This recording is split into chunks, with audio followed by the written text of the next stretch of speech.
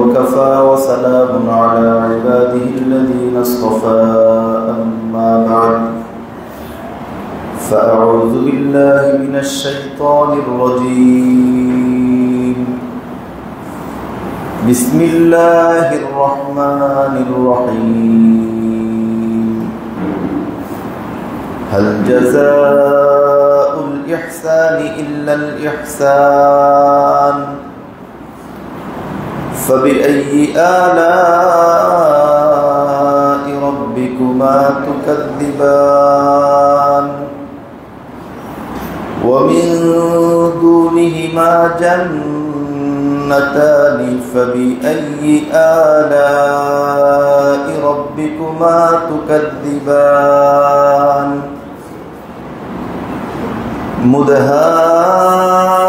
مدهامتان فبأي آلاء ربكما تكذبان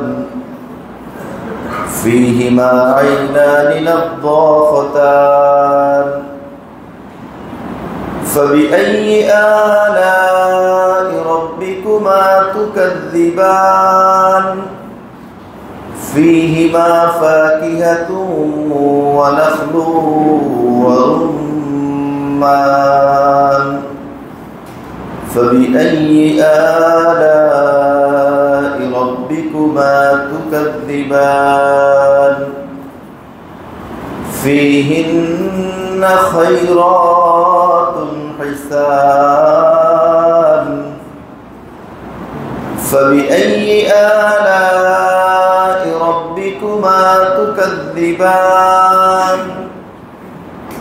حور مقصورات في الخيام فبأي آلاء ربكما تكذبان لم يطمثهن إنس قبلهم ولا جان فبأي آلاء ربكما تكذبان متكئين على رفرف خضر وعبقري حسان فبأي آلاء ربكما تكذبان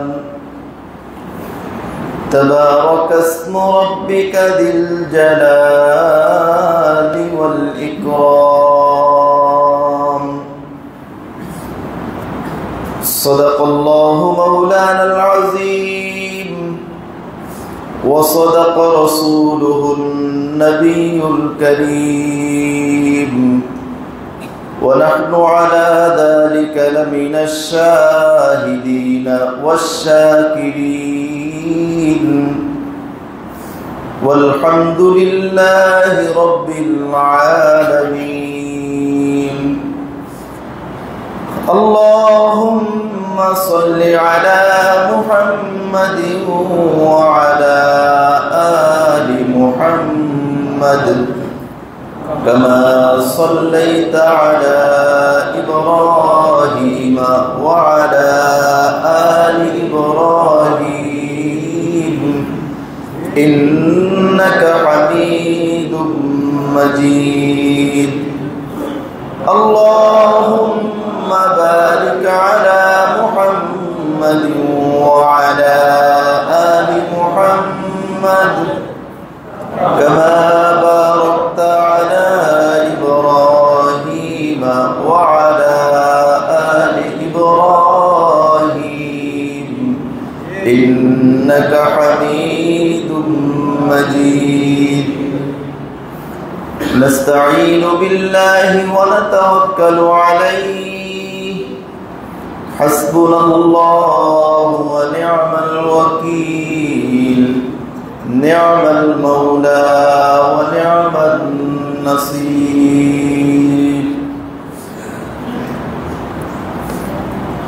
আল্লাহ রাব্বুল আলামিনের সীমাহীন মেহেরবানি আল্লাহ পাক আমাদেরকে পবিত্র কুরআনুল কারীমের অত্যন্ত গুরুত্বপূর্ণ সূরা সূরাতুর রহমানের সর্বশেষ তাফসীরে অংশগ্রহণ করার সুযোগ দিয়েছেন। এজন্য আমরা দিল খুলে প্রাণ ভরে আল্লাহ পাকের শাহী দরবারে শুকরিয়া আদায় করি। আলহামদুলিল্লাহ। সূরাতুর রহমানের আলোচনার পুরো অংশটাই কেমন যেন জান্নাতের বিবরণ, এক কথায় আখিরাতের অনুপ্রেরণা। আল্লাহ রাব্বুল আলামিন আমাদেরকে জায়গায় জায়গায় জান্নাতের বিবরণ শুনিয়েছেন কেন? উদ্দেশ্যটা কি? উদ্দেশ্যটা হচ্ছে আল্লাহ রাব্বুল আলামিন আমাদেরকে এই কথা বোঝানো, তুমি যদি দুনিয়া না পাও খুব বেশি লস করে গেলে এরকম না, এর থেকে আরো ভালো জিনিস আছে, এর থেকেও ভালো আছে। আমরা খেয়াল করেছি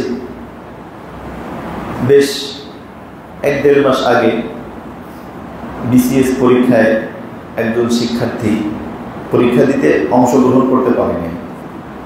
সে রাস্তার মাঝে এমন ভাবে কান্নাকাটি, মানে সে বলছে আমার লাইফ শেষ। আল্লাহ রাব্বুল আলামিন তাকে লক্ষ্য করে বলছেন যে তুমি খুব বেশি কিছু হারাও নাই, তুমি যদি জান্নাত পেয়ে যাও অনেক বেশি কিছু পেয়ে গেছো।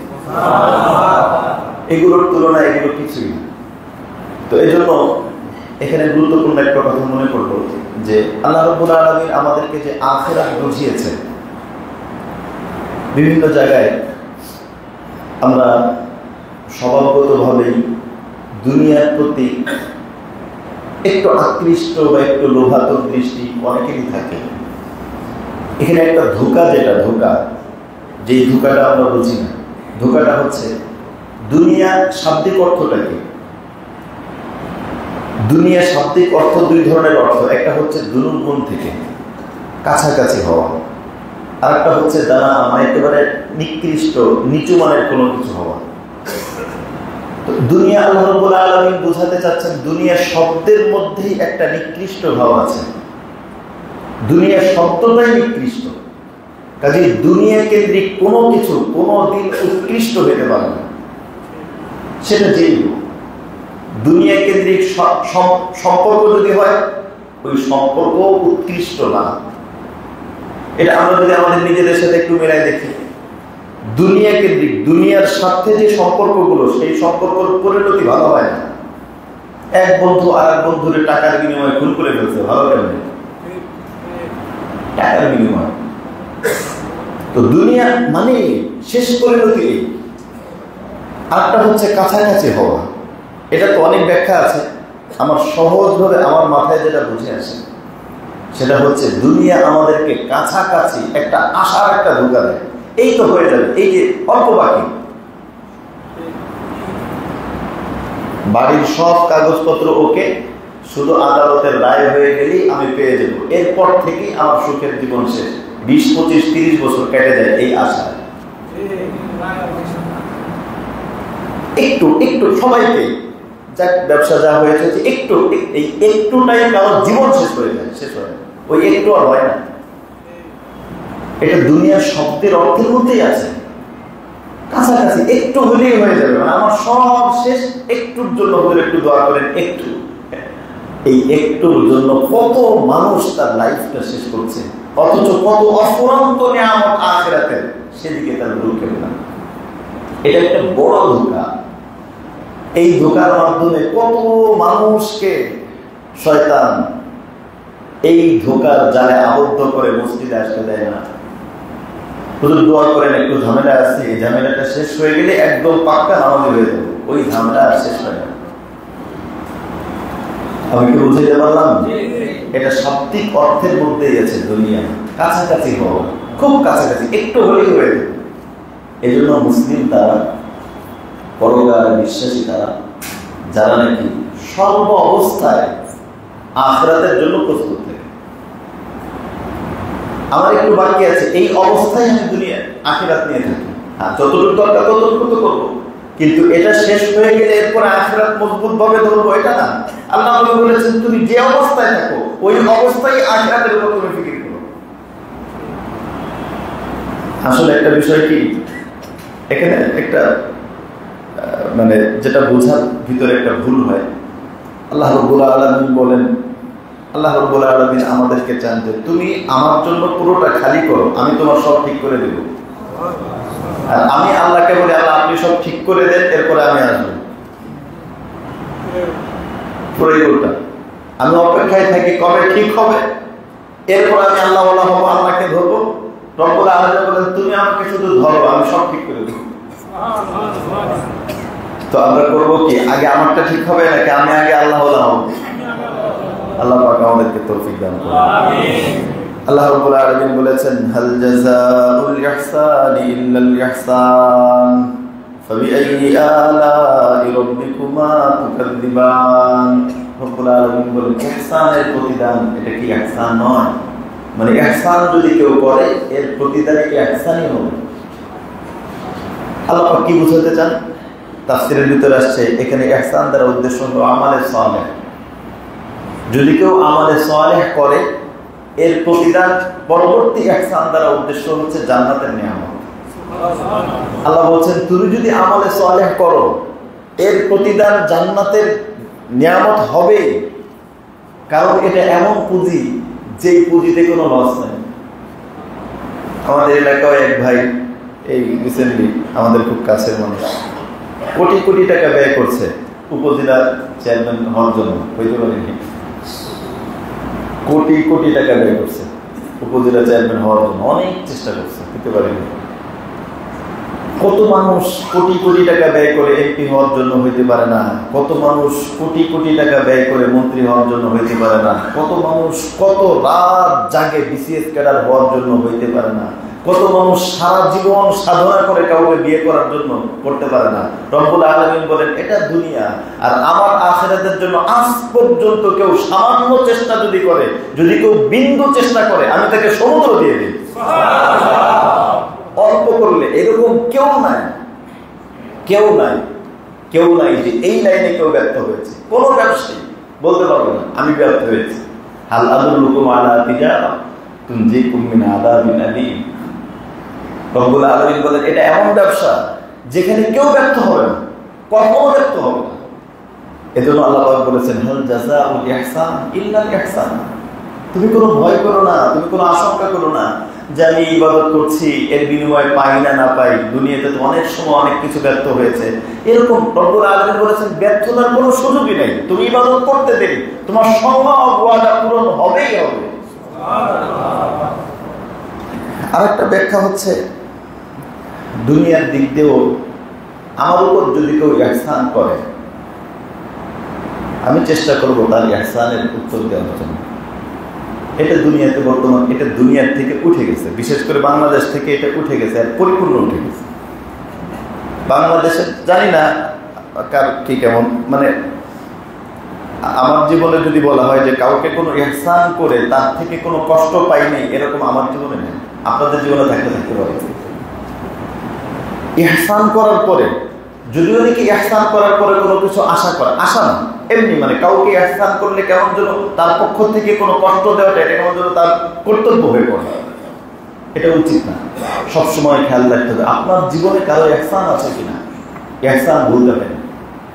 হাদিসের ভিতরে আসছে উরওয়া ইবনে মাসউদ হুদাইবিয়ার সন্ধির সময় সে আসছিল।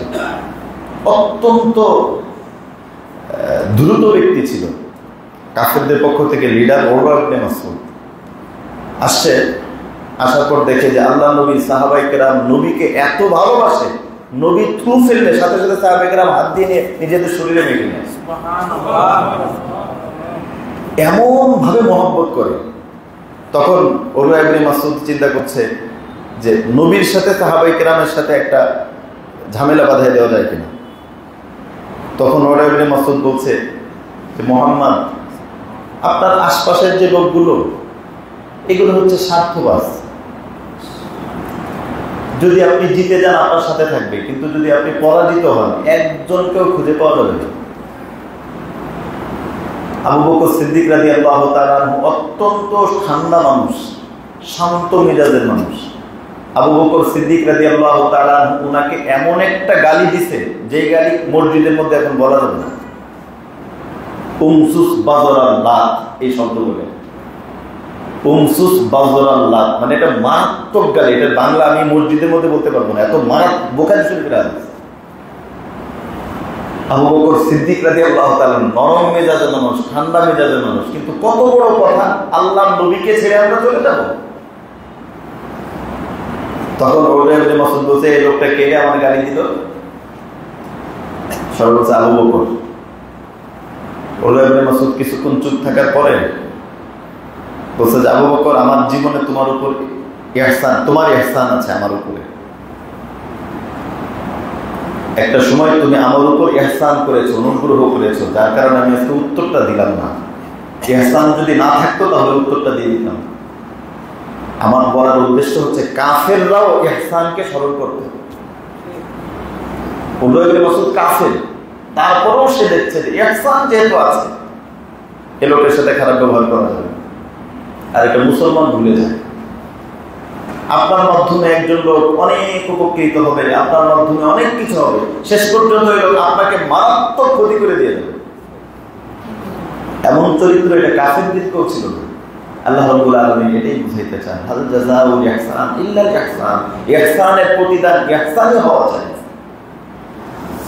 ফাবিআইয়ি আলাই রাব্বিকুমা তুকাদ্দিবান ওয়া মিন দুনিহিমা জান্নাতান ফাবিআইয়ি আলাই রাব্বিকুমা তুকাদ্দিবান।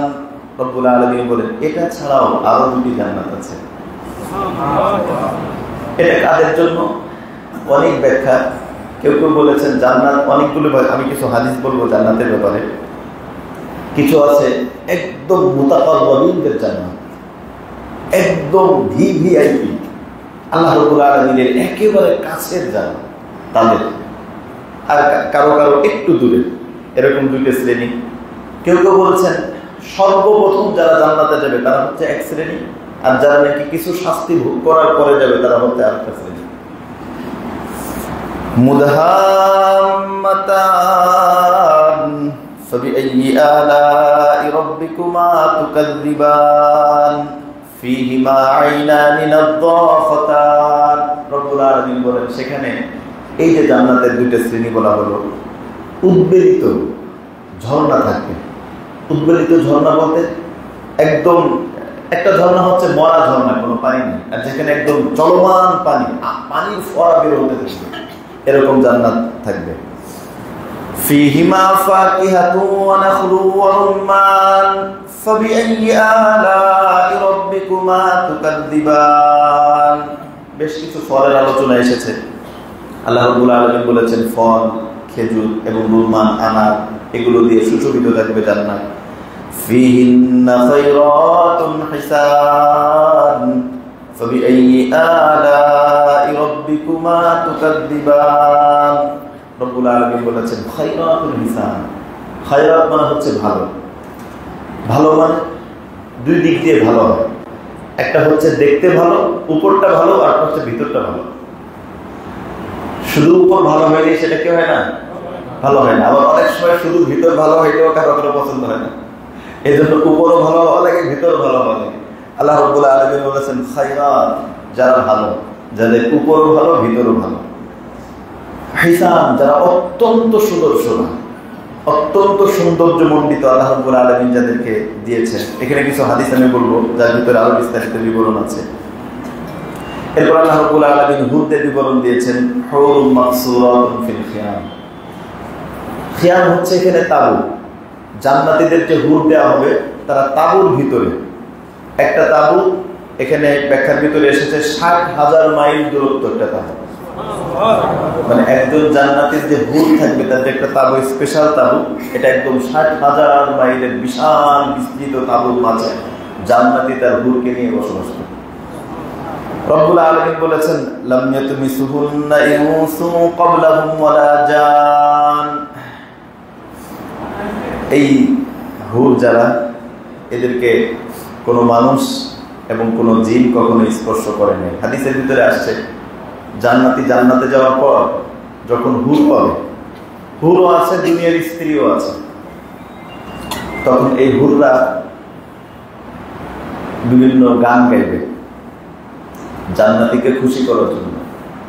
গানের শব্দ কি হবে সেটাও হাদিসের ভিতরে আসছে।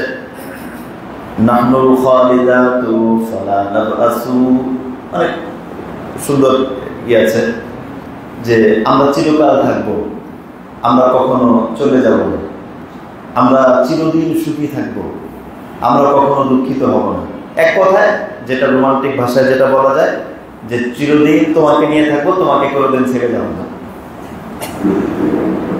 এটা শোনার পর জান্নাতি যে স্ত্রী যায়, হযরত আয়েশা সিদ্দিকা রাদিয়াল্লাহু তাআলা সুনান নাসাইর হাদিস, হযরত আয়েশা সিদ্দিকা রাদিয়াল্লাহু তাআলা বলবেন যে এই যে জান্নাতি হুররা তারা যে গান গাইতেছে, তারা আনন্দ করতেছে, তো জান্নাতি স্ত্রী যারা ছিল, কথা কি বুঝে আসতেছে? একটা হচ্ছে আল্লাহ প্রদত্ত হুর, আর একটা হচ্ছে দুনিয়ার স্ত্রী, সেও আছে, সে নেককার। এখন তারা কি বলবে?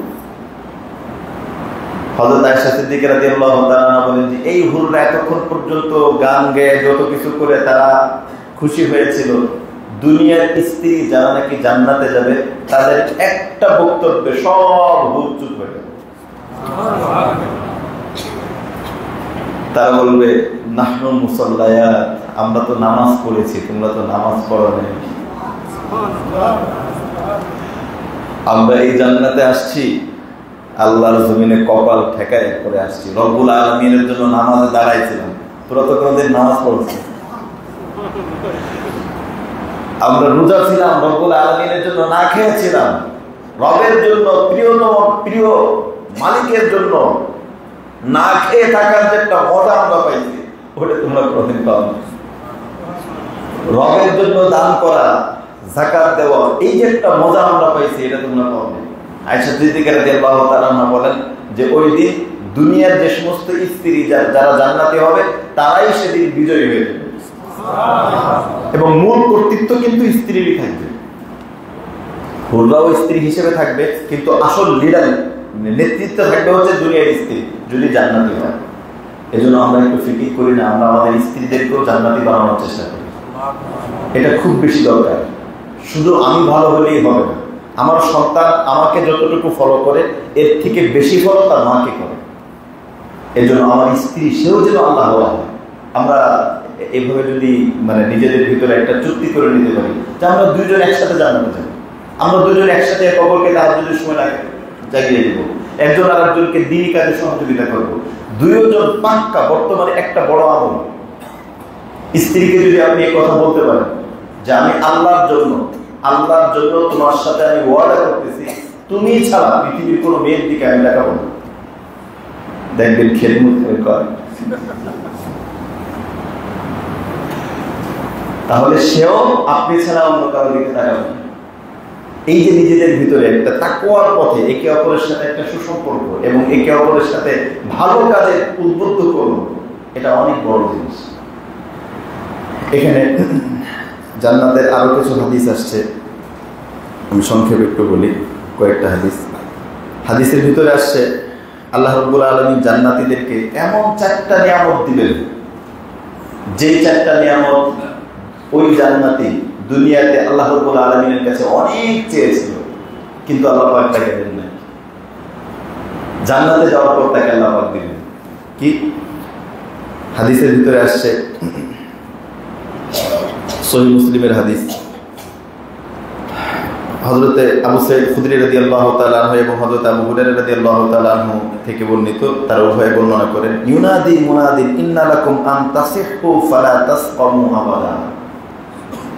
জান্নাতে যাওয়ার পর আল্লাহর পক্ষ থেকে ঘোষণা করা হবে যে তোমরা দুনিয়ার মধ্যে আমার কাছে সুস্থতা চাইতে, কিন্তু তারপরেও তোমরা অসুস্থ হয়ে যেতে, আজকে থেকে তোমাদেরকে স্পেশাল একটা নিয়ামত দেওয়া হলো, আজ থেকে চিরদিন তোমরা সুস্থ থাকবে, কেউ কখনো অসুস্থ হবে না। এরপরে আল্লাহর পক্ষ থেকে ঘোষণা করা হবে, ওয়া ইন্না লাকুম আন তাহইউ কামা তামুতু আবাদা। তোমরা সবসময় আমার কাছে জীবন চাইতে, কোনোভাবে মরে যেন না যায়, কিন্তু দুনিয়ার মধ্যে আমি একদম স্থায়ী জীবন কারোর জন্য রাখিনি। জীবন মৃত্যু দিয়ে আমি দুনিয়াতে সৃষ্টি করেছিলাম তোমাদেরকে, আজকের থেকে তোমাদেরকে স্থায়ী জীবন দেওয়া হলো, কেউ মরবে না। ওয়া ইন্না লাকুম আন তাশিবু ফালা তাহরামু আবাদা। রব্বুল আলামিনের পক্ষ থেকে ঘোষণা করা হবে তোমাদের জীবনের একদম সবথেকে আনন্দের এবং স্পেশাল সময় ছিল যৌবনকাল। প্রত্যেকেই যৌবনকাল চাইতেন এবং যৌবনকালের ইবাদত, যৌবনকালের শক্তি, যৌবনকালের মজা এটা সেই বুঝবে যে নাকি যৌবনকাল পেরিয়ে গিয়েছিলেন। যৌবন থাকা অবস্থায় যা মনে চায় তাই করতে পারবে। আজকে মনে চাইলে রোজা রাখলাম, কিন্তু যৌবনকালটা পার হয়ে যাওয়ার পর রোজা রাখতে পারবে কি পারবে না ডাক্তারের পরামর্শ নেবে, শরীরের বিভিন্ন অবস্থা, অনেক কিছু। তো যৌবনকালের যে একটা অবস্থা, এই যে একটা শান্তি, এটা প্রত্যেকেরই চাওয়া থাকে, কিন্তু সবাই কি যুবক থাকতে পারে? একটা সময় প্রত্যেকের যৌবন শেষ হয়ে যায়। আল্লাহর পক্ষ থেকে ঘোষণা করা হবে আজ থেকে তোমাদেরকে স্থায়ী যৌবন দেওয়া হলো, কখনোই তোমরা বৃদ্ধ হবে না। এরপরে সর্বশেষ তাদেরকে বলা হবে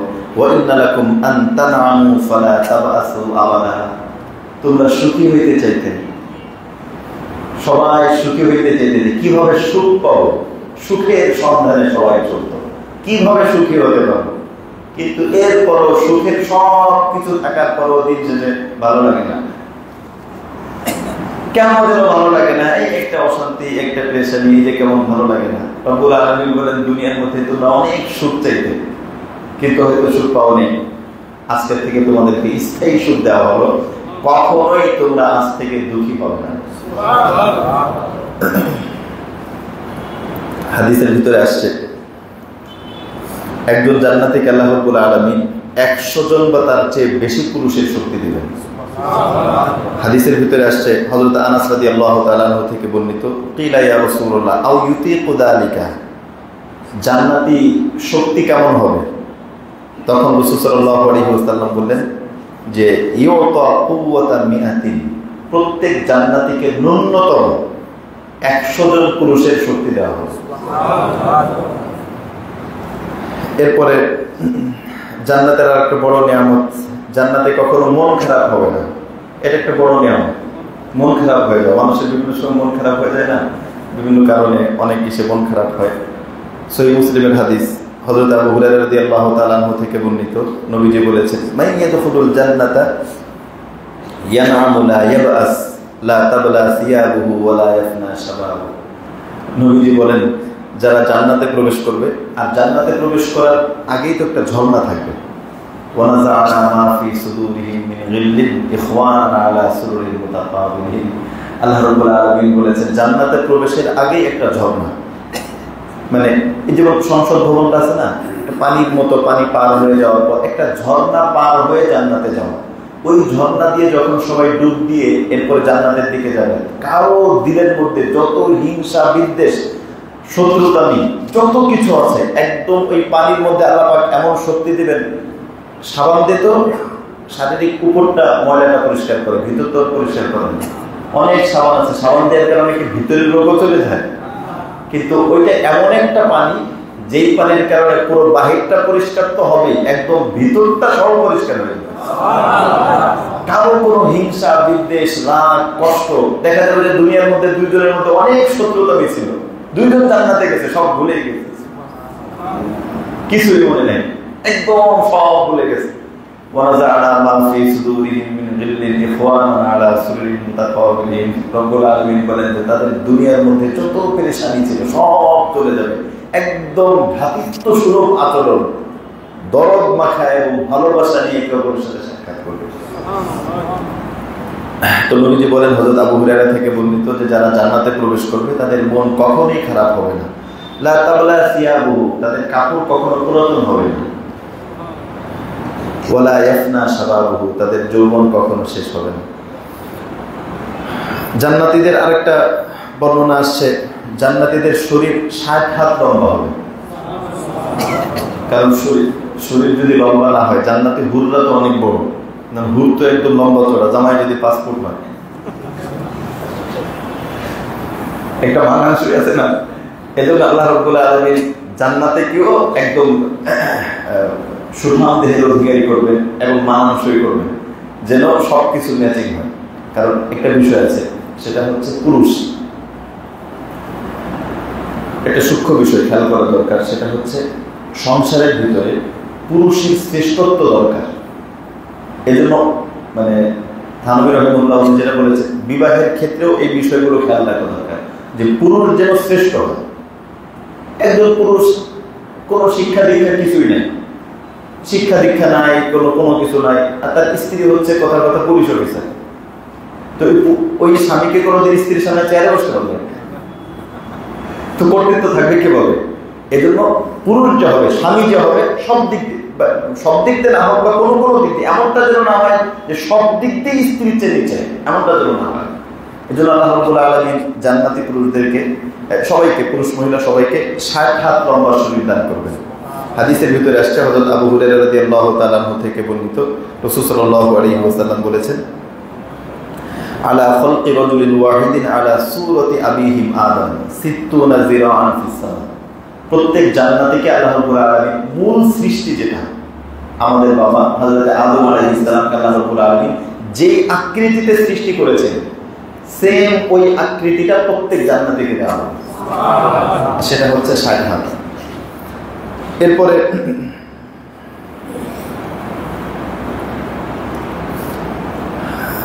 সর্বনিম্ন যে জান্নাতি যিনি হবে তার জন্য আল্লাহ রাব্বুল আলামিন 80,000 খাদেম বরাদ্দ করবেন।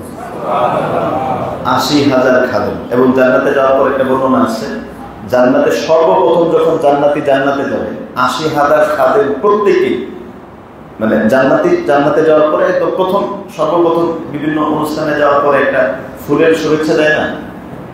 কথা বুঝেনি? একটা ফুলের শুভেচ্ছা যে নতুন আসছে, পরিচয় করা দেয়, আপনার এই সবকিছু একটা পরিচয় করা দেয়। আমাদের মূল বাড়ি আমরা যখন জান্নাত বুঝে পাবো, নবীজি জান্নাতের যখন জান্নাতের দিকে যেতে থাকবে, বিশাল একটা বাহিনী, সর্বপ্রথম ওই বাহিনীর একদম প্রধান মেইন একদম কেন্দ্রবিন্দু হচ্ছেন মুহাম্মদুর রাসূলুল্লাহ সাল্লাল্লাহু আলাইহি ওয়াসাল্লাম। নবীজি জান্নাতের এখানে যাওয়ার পরে জান্নাতের যিনি প্রহরী, নবীজি যাচ্ছেন, আর নবীজির সাথে নবীজির উম্মত এবং জান্নাতে একদম প্রথম ফার্স্ট ক্লাস জান্নাতে যাবে, প্রথমেই যারা যাবে, বিশাল এক বাহিনী যাচ্ছে, লম্বা প্রশস্ত রাস্তা এবং দুই দিক দিয়ে ঝর্ণা এবং দুই দিক দিয়ে বিভিন্ন গাছ, গাছের ভিতরে বাতাসের ভিতরে গাছের ডাল নড়ছে আর বিভিন্ন মিউজিক হইতেছে। এর ভিতরে জান্নাতীরা একজন অপরজনের হাত ধরে যেতে থাকে। আর মজা করলে এটার ভিতরে মজা, কথা বুঝেন নেই? আপনি হাত ধরে যাচ্ছেন না দুনিয়ার মধ্যে, আপনি কারো হাত ধরে কথার কথা বিভিন্ন নোংরা ভালোবাসা আছে না, আপনি একজনের হাত ধরে গেলে চোরের মতো এদিক সেদিক থাকে, কেউ দেখলো কিনা, কেউ কিছু মনে করলো কিনা, কেউ ছবি তুলে ফেসবুকে দিয়ে দিল কিনা, বিভিন্ন পেরেশানি। আর জান্নাতের ভিতরে জান্নাতীরা একে অপরের হাত ধরে যেতে থাকবে।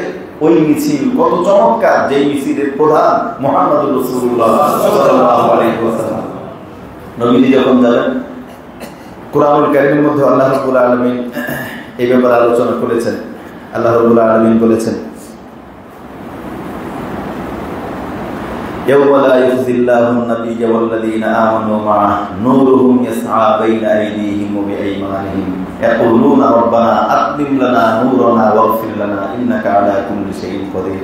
আল্লাহ রাব্বুল আলামিন বলবেন যে তারা যাবে তাদের ডানে বামে চতুর্দিকে আল্লাহ পাকের বিশেষ এক নূর ঝলমল করতে থাকে। আর তারা রব্বুল আলামিনের কাছে বলবে যে আল্লাহ আপনার নূরকে আপনি আরো বাড়িয়ে দেন।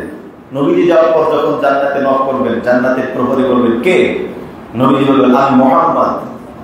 তখন জান্নাতের প্রহরী বলবেন যে আমাকে নির্দেশ দেওয়া হয়েছে, আমি আপনার অপেক্ষায় আছি, আজকে আমাকে নির্দেশ দেওয়া হয়েছে আপনার আগে কারো জান্নাতে প্রবেশের পারমিশন নাই।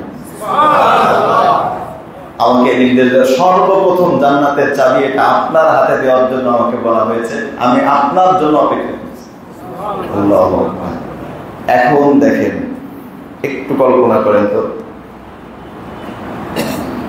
বিশাল একটা অনুষ্ঠান হচ্ছে আমাদের দেশে, হবে একটু কল্পনা করেন, আমরা সংক্ষিপ্ত 1-2 মিনিট একটু কল্পনা করি।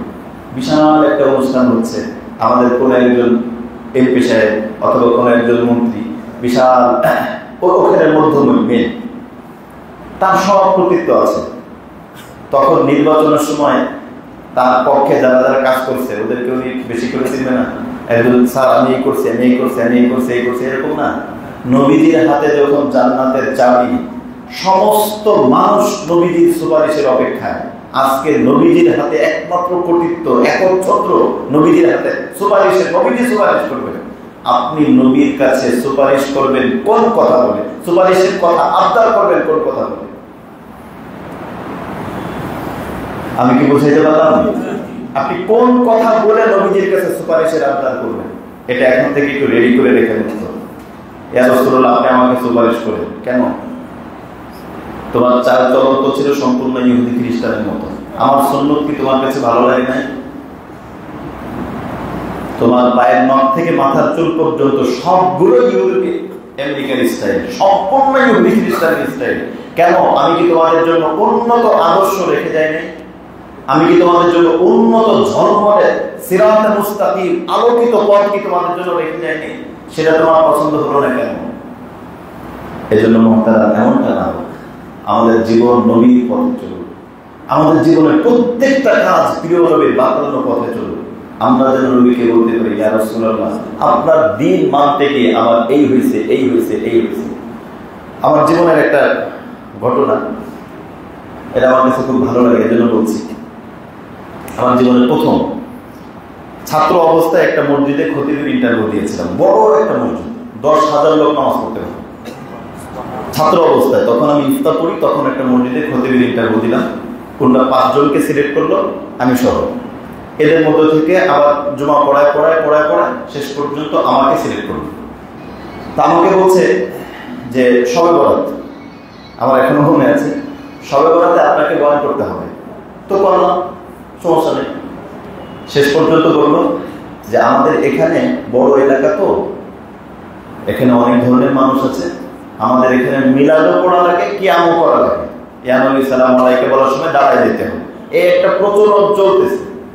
এটা আপনাকে যদি না করেন তাহলে হয়তো বিরোধী কিছু লোক আছে, তারা আপনাকে পছন্দ করবে না। এটা করা লাগে।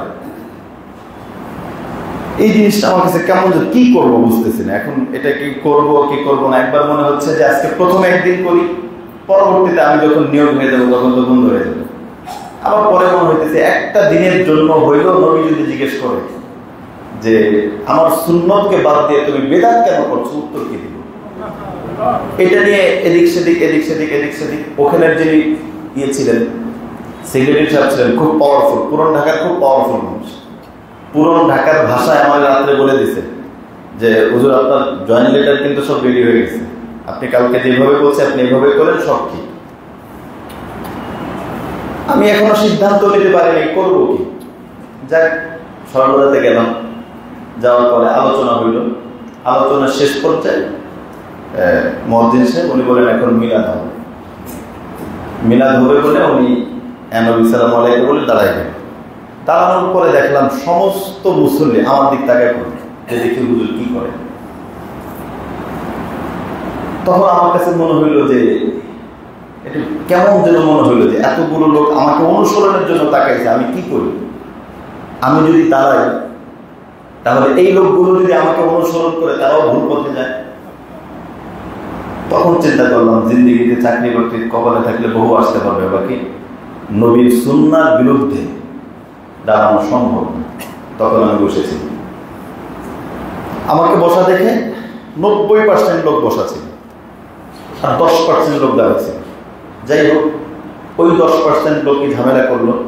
শেষ পর্যন্ত না এসে অনেক কিছু, চাকরিটা হলো না। চলে আসার পর সেক্রেটারি সাহেব ফোন দিল। ফোন দিয়ে বললেন, হুজুর আপনাকে তো আমি বললাম, সব বলে দিলাম, আমাদের খুব ভালো লাগছিল, অনেক কিছু, সবকিছু ওকে, আপনি দাঁড়াইলেন না কেন?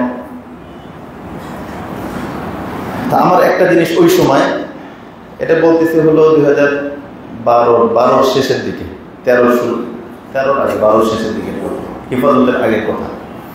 আমরা তখন পড়ি ছাত্র যখন। তখন আমি বললাম যে সেক্রেটারি সাহেব, আমার চাকরিটা কি শুধু এই কারণেই হইল না, আমি মিলাদ পড়িনি, শুধু এই কারণেই হইল না? উনি বললেন যে শুধু এই কারণেই হইল না। আমি বললাম তাহলে আপনাকে একটা অনুরোধ করি, আপনি কি এটা রাখতে পারবেন? হাসরের ময়দানে নবীর সামনে আমি এই কথাটাই বলবো যে ইয়া রাসূলুল্লাহ, আমি চাকরি ছাড়ছি, আপনার সুন্নাত ছাড়ি না। আপনি একটু শুধু পক্ষে বলবেন যে কথাটি, আমি শুধু আপনাকে দেখাই দেবো সেক্রেটারি সাহেব আছে, আমি অনেক মোটা বেতন ছিল, বিশাল বড় মসজিদ, 10,000 মুসল্লি। আমি শুধু আপনাকে দেখাই দেবো, ওনারা জিজ্ঞেস করেন আমি চাকরি ছাড়ছি কিন্তু আপনার সুন্নত ছাড়ি আমারও সুপারিশ করেন। জিন্দিগিতে এরকম কিছু থাকা দরকার।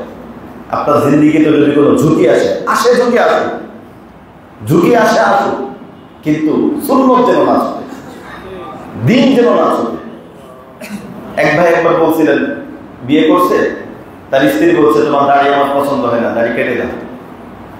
তো স্বামী বলছে যে গলায় ছুরি চালাইতে পারো কিন্তু দাড়িতে ব্লেড লাগাবো। প্রয়োজনে তুমি ছুরি যদি চালাইতে হয় গলায় চালাইতে পারো কিন্তু দাড়িটা ফুল দিতে পারো। এরকম ঈমানি মনোভাব দেখা উচিত।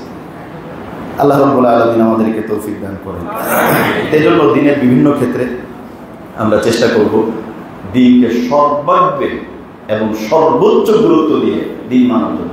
ভাই জীবন চলে যায়, আপনি কি স্মার্ট হচ্ছেন, কে আপনাকে স্মার্ট বলছে, কে আপনাকে কি বলছে না বলছে, এগুলোর দিকে কোনো কিছু দেখার বিষয় না। দেখার বিষয় হচ্ছে আল্লাহ আপনাকে কি বলছে। আমি একটা কথা বারবার বলি যে নবীর কাছে আমাদের আমল পেশ হয়, প্রত্যেক সপ্তাহে নবীর কাছে আমাদের আমলগুলো পেশ হয়। একদম নবীকে নাম ধরে ধরে বলা আপনার অমুক উম্মত এই আমল করছে, অমুক উম্মত এই আমল করছে। এখন আমাদের কথা হচ্ছে আপনি আপনার স্ত্রীর কাছে অনেক ভালো স্বামী, আপনি আপনার সন্তানের কাছে অনেক ভালো বাবা, আপনি আপনার কর্মচারীদের কাছে অনেক ভালো স্যার, আপনি আপনার অধীনস্থদের কাছে অনেক বড় লিডার। প্রশ্ন হচ্ছে আপনি নবীর কাছে কি অনেক ভালো উম্মত কিনা?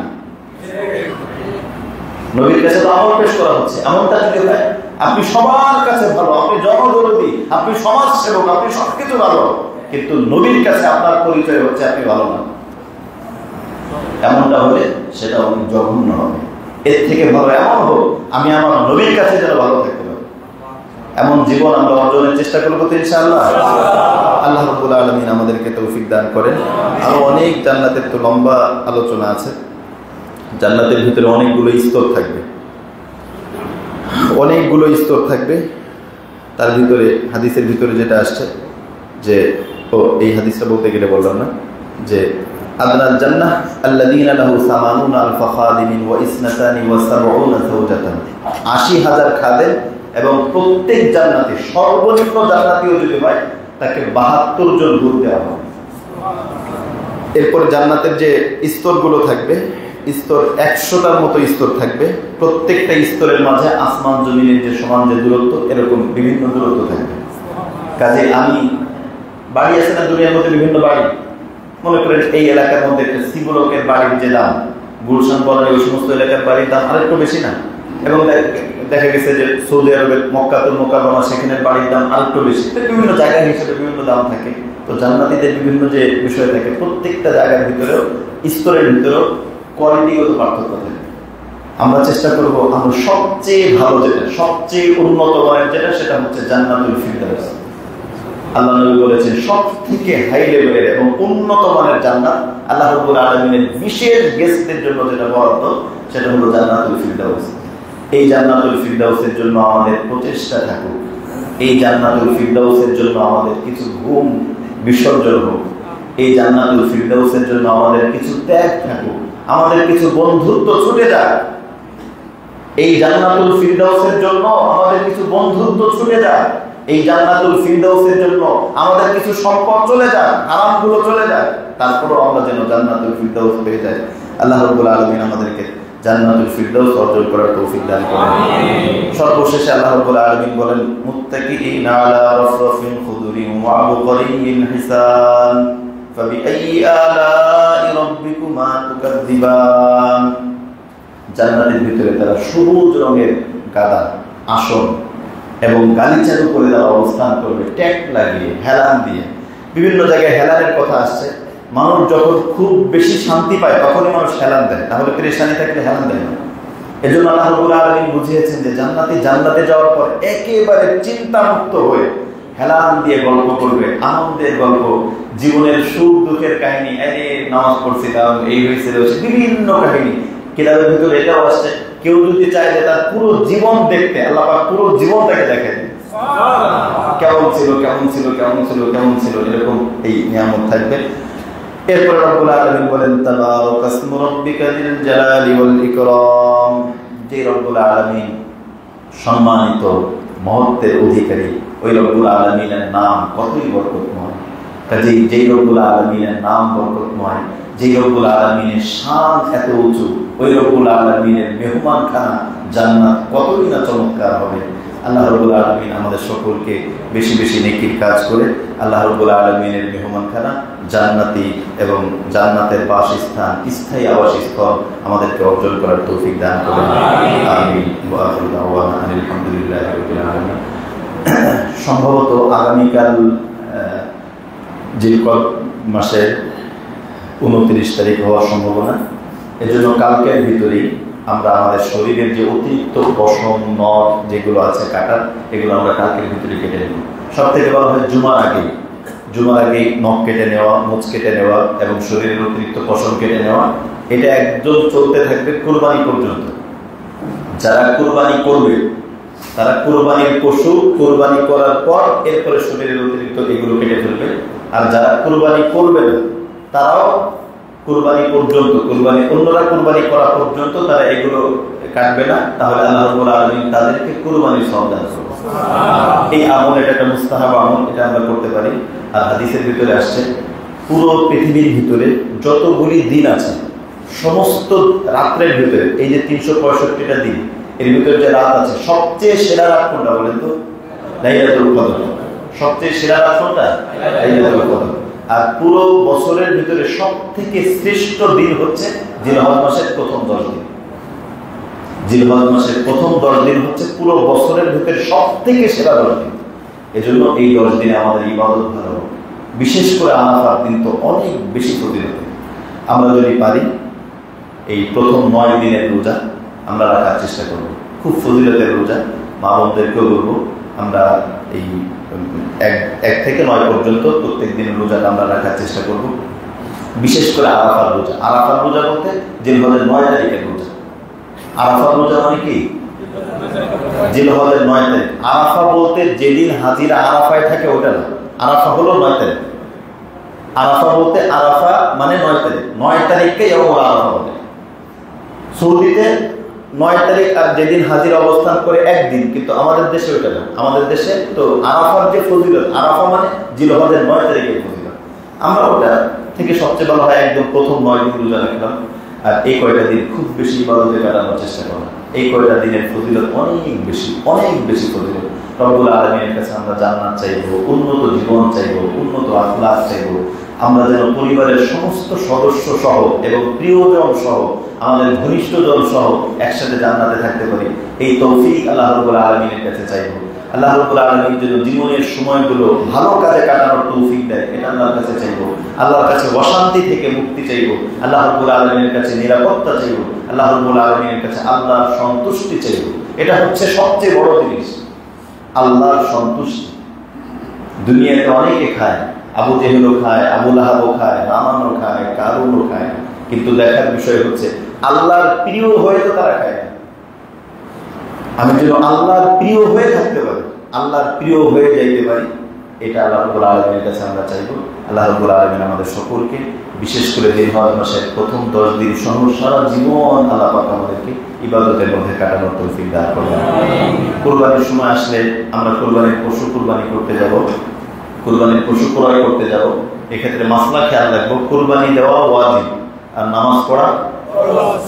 অনেকে আছে কুরবানির পশু কিনতে যেয়ে নামাজ পড়ে, আবার অনেকে আছে কুরবানির গোশত ভাগ করতে গিয়ে নামাজ পড়ে না। অনেক মা বোনরা আছে কুরবানির গোশত রান্না করতে গিয়ে নামাজ পড়ে না। এই সবগুলো হচ্ছে ওয়াজিব আর নামাজ কি ফরজ। এই বিষয়টা খুব খেয়াল রাখা চাই। আমরা কুরবানির পশু কিনতে যাই আর যাই করি, এই যে ঈদ উপলক্ষে অনেক সময় দেশে যাওয়া হয়, নামাজ যেন নষ্ট না হয় এই ব্যাপারে খুব সচেতন থাকা, নামাজ যেন নষ্ট না হয়। আর যাওয়ার যে সুন্নাহ পদ্ধতি আছে আমরা এগুলো ফলো করে যাব, তাহলে আমাদের সবকিছুই সুন্দর হবে। আল্লাহ রাব্বুল আলামিন আমাদের সকলকে তৌফিক দান করুন। আমিন। ওয়া আখিরু দাওয়ানা আলহামদুলিল্লাহি রাব্বিল আলামিন। আমরা দুরূদ শরীফ পড়ি। আল্লাহুম্মা সাল্লি আলা